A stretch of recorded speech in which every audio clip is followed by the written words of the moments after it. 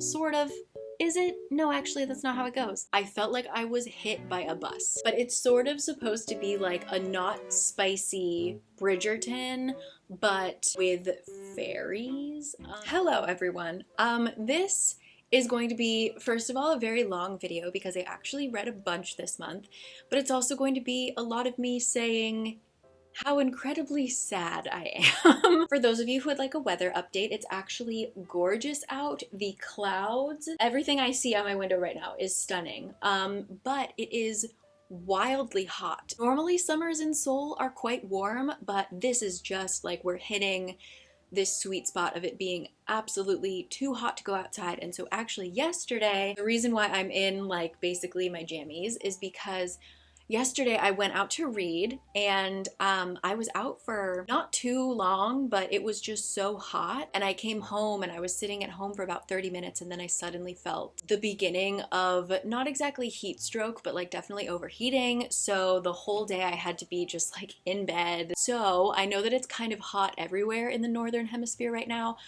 So just a reminder to hydrate. Pause this video if you can, go get a drink. Coffee doesn't count. Drink water. Okay, that was my bad. I just drank coffee. And also remember that your actions the previous day also affects the next day. You don't get a full do-over just because you go to sleep. Because I wasn't hydrating well the day before, and then I just went out kind of on an empty stomach the next morning. Bad news, okay? So I don't know why I'm telling you this. The beginning of my videos, they're always a mess, but just look out for yourself. This is your reminder to hydrate today, okay? I don't care if you're about to go to bed. Have a sip. Before we jump into how many books? 12. Whoa, 12 books. Before we jump into those, I want to give a shout out to Book of the Month for sponsoring this video.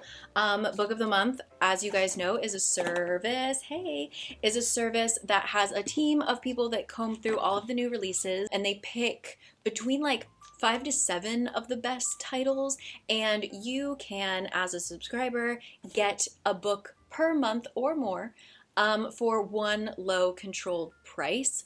They're all going to be hardcovers as well. If you want to use my code CARI Cakes, you can get your first book for $9.99. They also just started a podcast. Now I guess it's been a while now, called the Virtual Book Tour, where they actually interview one of the authors of the Book of the Month, which is pretty exciting. They also have a live audience in New York City. Live audience, I'm going to circle back to that in a second, so keep that in your brain. But I chose 2 different books for this month, and the first one is Small Angels. These will be available for August. Small Angels is about like this town on the edge of the woods, and something mysterious happens to these girls, and one of these girls' brothers is getting married, and so they come back to this town after not having been there for a while, and the woods begin to wake up. I have no idea what it's about, is what I'm saying, basically. And then this one I'm very excited for, and it surprised me. I got The Devil Takes You Home. You get this full book of translations because a lot of it is in Spanish, so they just give you a full, I mean, it's like a thick book of translation. Of course I opened to Hijo de la Chingada. This book is about a man who is struggling with debt because of his daughter's illness, and the only way he can see to get out of it is to become a hitman.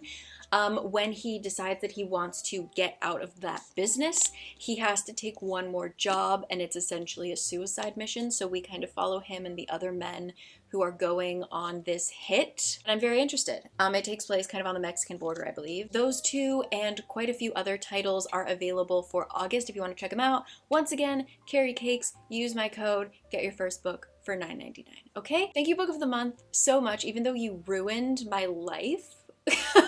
Last month, I'm going to talk about it, but July, I read a book that Book of the Month sent me, and I will never be the same. So that comes later. One thing that I do want to say, talking about live audiences, is that 2 weeks ago now, I did actually a book sale, book exchange, book meetup kind of event here in Seoul. A lot of people came. It was really fun. Just obviously because of COVID and everything, we haven't done events or anything like that in a really long time, and it was just so, I forgot how exciting it is to meet new people who love the things that you love.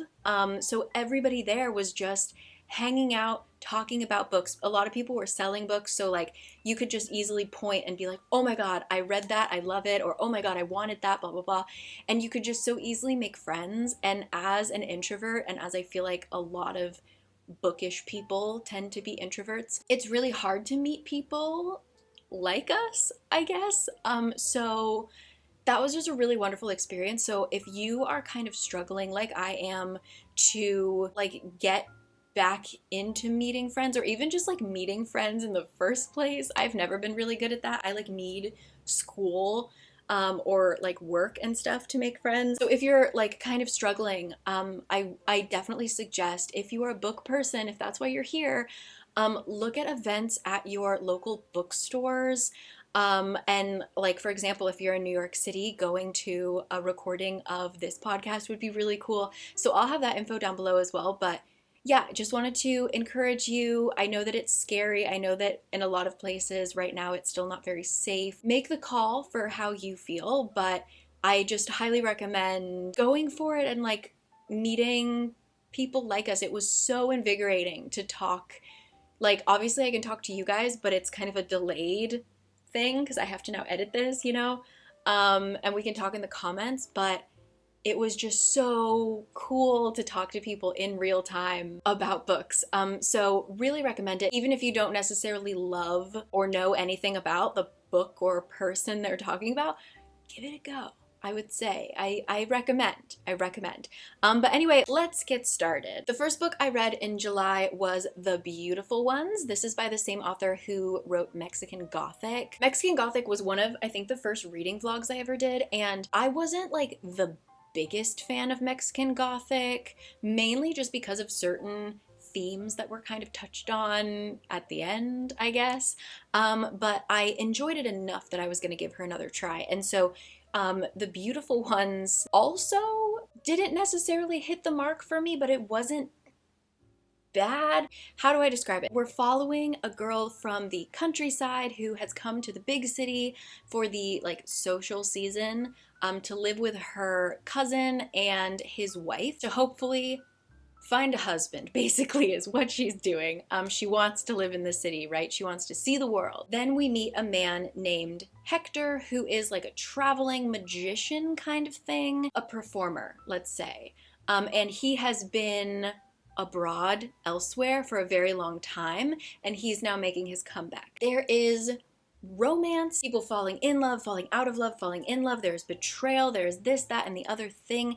And the weirdest part of it is that there's magic involved. Our main girl, along with the performer, Hector, have powers to move things around. Like, it's not a big deal. She can just kind of like make things float. It threw off the whole story for me because I thought that it would have a bigger thing, but it's just sort of there to be like something that's not ladylike, that she shouldn't be doing. You know, there are so many things that are unladylike that women shouldn't do that she could. Why did she make her randomly have magical powers that don't do anything else? Like, it was so strange. So I was interested in the beginning, super bored in the middle, and then I thought the ending, you know, it did, you know, it was fine. It was really hard to push through the middle, but at the end of the day, as a whole, it was just meh.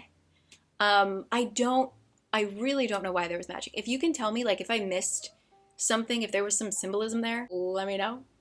But it was just like an odd book. Sort of like with Mexican Gothic, I was sort of like, why did she take that turn? Of all the turns you could take, why'd you take that turn? But I'm not giving up on her because she has another book that sounds very interesting. So I'm gonna try again. So that was The Beautiful Ones. Very odd. Give it a try if you like kind of, I wouldn't say forbidden love, but like complicated love. Meh? And speaking of meh, the next book I read was Cleopatra and Frankenstein. And I hadn't heard anything about it other than the cover was really cool and it was like in a bunch of people's summer reading lists. And I don't understand the hype at all. I feel like this was a story that I have read so many times, and it was a really popular way of writing maybe 10 years ago. So it is about a woman named Cleo who is very young. She's British. She just moved to New York City. And as she's leaving a New Year's Eve party, another person is in the elevator leaving at the same time as her, and it is a man named Frank. And they just immediately hit it off. He's significantly older than her, and they just have perfect banter. And I will say, the first page, I guess, like the scene of them meeting, I guess the first chapter, I really enjoyed it. I was immediately pulled in. I thought I was really gonna like this book because of the way that they spoke to each other. And then it just shows them very quickly getting married. It's not a spoiler, it's like literally the second chapter. They get married, and it follows kind of the disintegration of their relationship and also the relationships of everybody around them and everything. And it just didn't do anything for me at all. I liked the ending, I will say. That's why I posted on Instagram that I liked the first page and the last page. I would be like a solid pass on Cleopatra and Frankenstein. I didn't enjoy it. That's literally all I've got to say. I really had no feelings. Go into a bookstore and read the first page, I would say, is all that I have to say about that book. And then I read The 22 Murders of Madison May. And that's so strange that I did it because that same day I watched Everywhere and Everything All at Once. Everyone and Everything All at Once. What's that? Anyway, that movie is about the idea of the multiverse and how there are different versions of you everywhere. And also that had kind of happened in Notes on an Execution, which I had read the previous month. And so it was weird to go from Notes on an Execution talking about it to watching a movie about it and then suddenly reading another book about it. So The 22 Murders of Madison May involves that idea of the multiverse and how there are many different versions of us. And there are people who have learned how to go in between the multiverses. They can travel. And it actually follows a journalist who gets involved in a case of a murder. And she's like, that's really weird. And she starts to dig into it. And she digs a little too deep and gets herself wrapped up in the multiverse. And I thought it was actually really interesting. It wasn't like incredible, but I had a good time reading it. It was thriller-esque. It was just a book that I needed after reading two books that were very not great. It was just like hit the spot of what I needed it to, and I thought that it pulled you in a really exciting way. So definitely The 22 Murders of Madison May. If you are just kind of stuck, I thought that this was a very good read. 22 Murders of Madison May. Oh my god, and now we have to talk about it. Then I read Tomorrow and Tomorrow and Tomorrow. So this was a book of the month pick. Totally, whoa, that cloud's crazy. I'm sorry. Hold on. Look at what I'm looking at right now. Oh my god. Okay, anyway, it took me completely by surprise and ripped my heart out and like threw it on the ground and jumped on it a bunch of times. So what is it about without spoiling it? Because I think it's, for me, it was really important to go in without spoilers. It is about two people who met when they were younger because our main girl, her sister had cancer, and so she spent a lot of time in the hospital, and she met this boy who was in a really traumatic car accident, and he wasn't doing well, like he wasn't talking to anybody, and she just randomly sits down and starts playing video games with him because they're the same age, and he really comes out of his shell. And so they kind of develop this friendship just like in the hospital.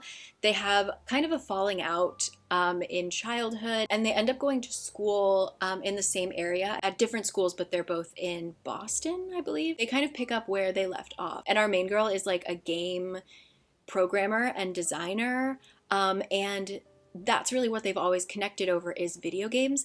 And as someone who has done zero gaming in her life, I'm talking about like sometimes I'd go to my friend's house and we'd maybe play Super Mario Brothers. And so I wasn't sure if this book was going to be for me, but the way that these things are described, I mean, I've really tried to get into gaming. I promise you, I've tried. It's really just not for me.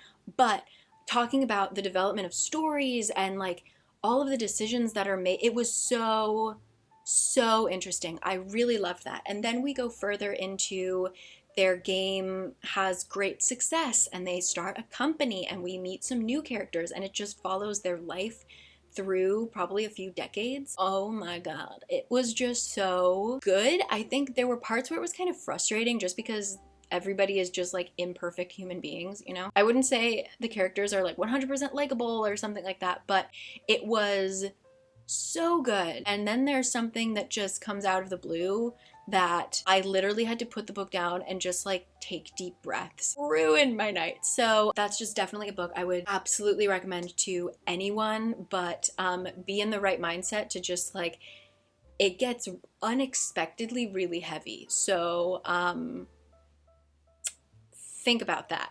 Even thinking about it, my mood just like plummeted. Tomorrow and tomorrow and tomorrow. After that, really quickly, I read The Missing of Claire de Lune, which is the sequel to A Winter's Promise.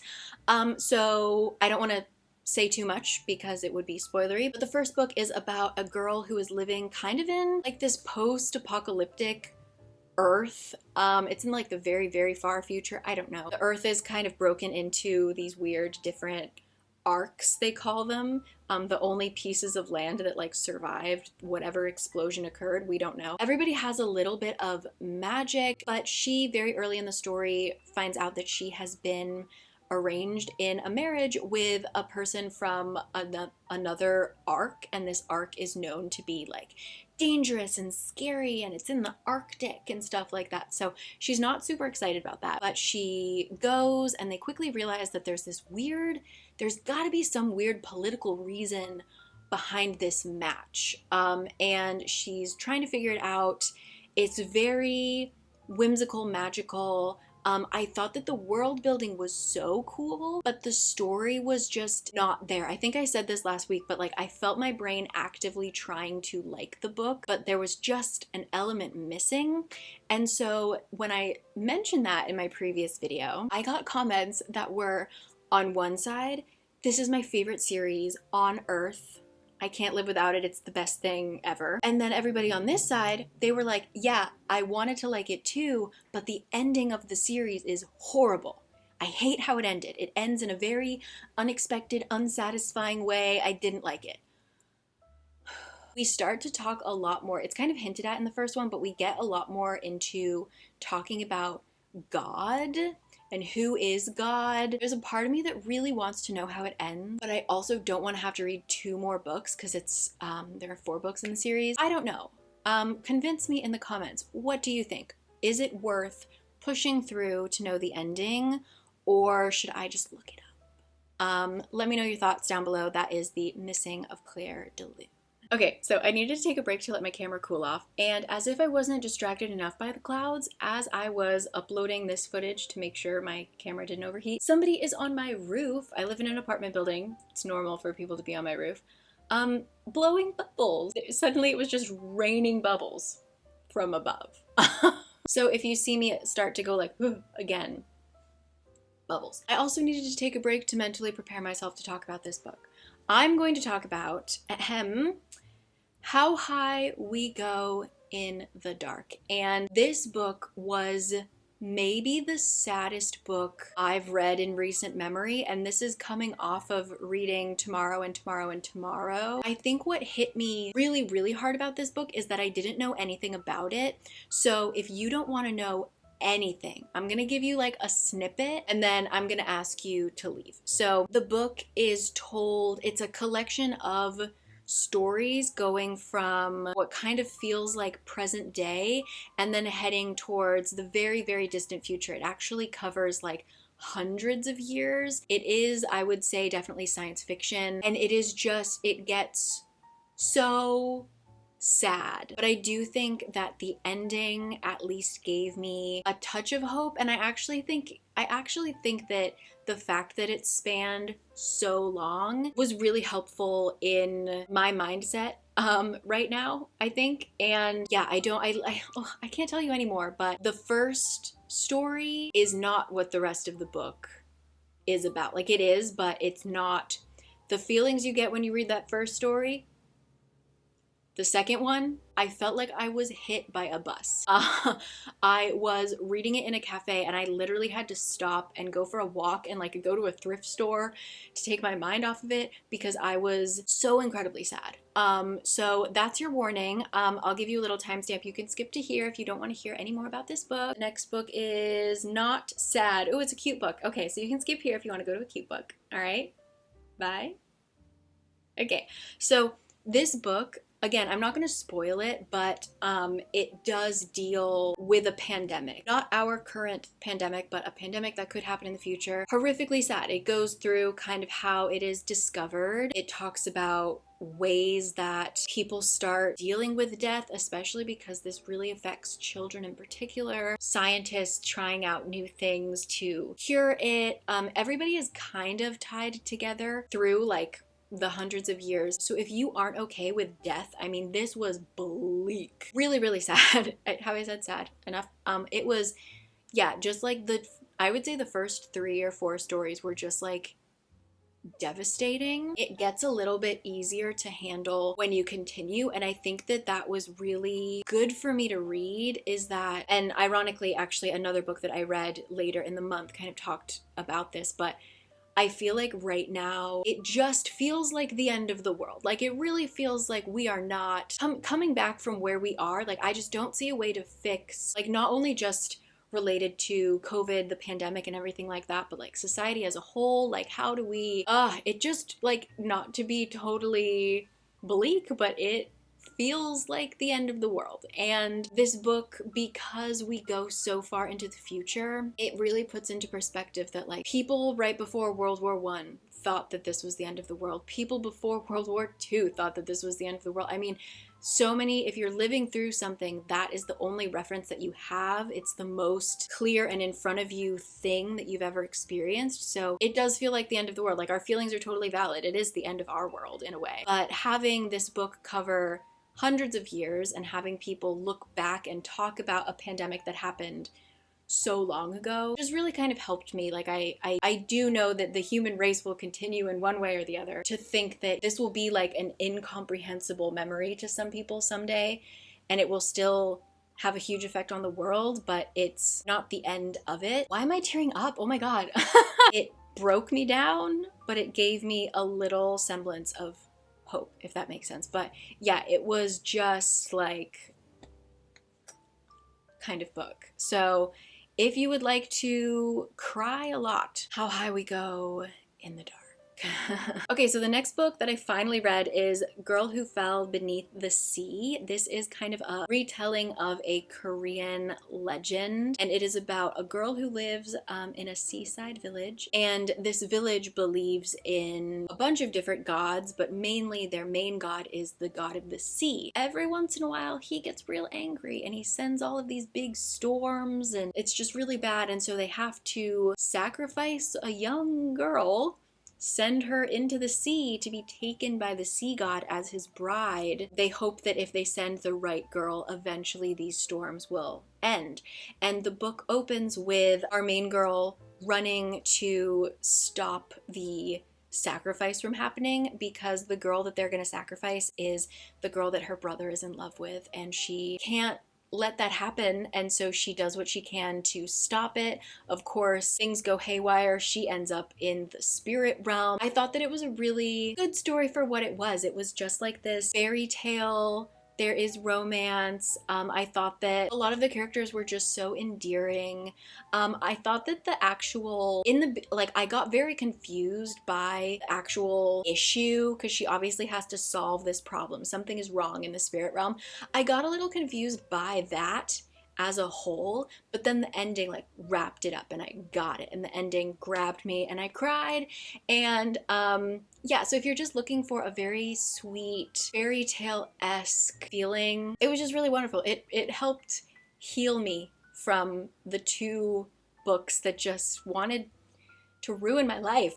So I'm very thankful for this book. It was also a very visual book. Like I really saw everything really happening while I was reading it. So that is The Girl Who Fell Beneath the sea. After that, I read Half a Soul, which was recommended by a lot of you guys. This is part of a series that I think is, you don't need to read them in any order. It's called like the Regency Fairy series, but it's sort of supposed to be like a not spicy Bridgerton, but with fairies. So the one that I read, like I said, was Half a Soul. Actually, you know what? I took a screenshot of the first line because I liked it so much. So this is how our book starts. This is the prologue. Theodora Eloisa Charity Eddings is a very long name for a very small girl. This, her aunt liked to say, was probably why she was such a handful. By the time one had fully shouted the words, Theodora Eloisa Charity Eddings, you get back here this instant, the 10-year-old girl was almost always long gone. And so it's kind of that. Writing borderline fairy tale, really charming, and it starts with our girl, Theodora, aka Dora. She has a run-in with a fairy. He tries to take her soul, but luckily her cousin helps save her, and so he only gets half of it. And so Dora grows up without the ability to feel very sudden emotions. She says that she can feel kind of long-winded ones, like she understands kind of disappointment or like guilt or something like that, but she might not be able to feel shock or something, you know. So she's just considered very odd, but her cousin, who is a little bit younger than her, is being launched onto society in a Bridgerton-esque way. So they go to London to find her a match, and she has a very hard time finding a match because she wants to find a man who will live with Theodora as well, because like due to just the way that she acts, Dora isn't really welcomed in society at all. She's seen as very strange. Dora does feel very bad about this, but she also just like can't change the way that she is. So we go on this little adventure. We end up running into a few new characters. We learn about this strange curse that has befallen a lot of children, and we try to solve it. I just thought it was cute. It was like a quick standalone, mainly romance with the backdrop of like Regency era London and fairies. I don't know. It was just like a good thing to read. I don't know what else to tell you. I think I will try and pick up other ones. I'm not in any rush to, but like I know that there are other books in that series that if I'm looking for just kind of a palate cleanser kind of thing, I could read it. So yeah, that is Half a Soul. Next up, I actually have the physical. This is Cursed Bunny by Bora Chung. It's a collection of short stories, weird as hell. The first story is about literally a poop monster. Like, this woman throughout her life uses her house toilet and a thing grows using all of the stuff she's ever dumped in the toilet. That's the tone, all right? That's what you're getting yourself into when you're reading this. There weren't things that kind of like shook me like a lot of short story authors can do. I think that hers were stories that I had to like read and be disturbed by and then just kind of sit there and think about what it could possibly mean. It didn't have like stunning prose or something that I wanted to underline a bunch in this book. It was just very gruesome. Like even Cursed Bunny, the story that this collection is named for, it's just very dark. It talks a lot about bodily fluids and like feces. It's funny how different media that gets kind of shipped off to the rest of the world is so different. Like I feel like K-pop gives you a certain vision of what Korea is, and then K-dramas gives you a totally different vision. But Korean literature, the stuff that gets translated is always like the darkest shit. So yeah, I would say if you are interested in Korean literature, this gives you one hell of a taste for it, for what's been translated for the world. So yeah, Cursed Bunny by Bora Chung. After that, I read These Twisted Bonds, which is the sequel to These Hollow Vows. I don't have much to say about it because I didn't read it because I was interested. I read it because I just wanted to finish the duology for you guys. I read it last year. I have 2 reading vlogs about it, so if you want to watch, it was the most recent video that I've posted. And then the final book that I read in July was Sea of Tranquility by the same author that wrote Station 11. It was not what I expected at all. It actually felt very much like the Cloud Atlas in a way, because it's written, and this isn't a spoiler, it's written kind of like this, where we have a bunch of different points of view, and we go from like person 1, 2, 3, 4, 3, 2, 1 kind of thing. Sort of. Is it? No, actually, that's not how it goes. Cloud Atlas is very like this, but this was more like this. Does that make... Anyway, we go forward and then we go back and then we go sideways is basically how the timeline of this plot goes. What is it about without spoiling it? Station 11 was a really interesting kind of post-apocalyptic book, and this is kind of the same. If it was a lot more futuristic sci-fi, how do I explain it? You read it and you get this feeling of dread. Just dread, dread, dread, dread, dread. You figure out what you know is going to happen, what that feeling in your gut is, all right? It tells you what actually happens, and then we start working on solving it. So the beginning of the book, I just felt very curious, and I love how the author writes. So I was drawn in and I was just confused and curious. And kind of like with the Cloud Atlas, every time it changed POV, I had enjoyed the previous point of view so much that I was kind of like, oh, bummer. I don't want to start with a new person, and then I would love that point of view, and then I'd be like, oh, bummer, I don't want to, you know. I thought it was great. I thought how it ended was really interesting. It brings up the question of simulation theory, and it never really gives us an answer to it, but I just thought that was interesting. If you're interested in simulation theory, it talks about it in this book. It's very futuristic. Like, we have colonies on the moon, we have colonies on the far colonies, like the moons of Jupiter and stuff. So it's very far in the future, but it also takes us all the way back to like the 1910s and stuff like that. So overall, it wasn't necessarily as gripping as Station 11 was. Like, I remember reading Station 11 and wanting to like go get canned food at the grocery store just in case.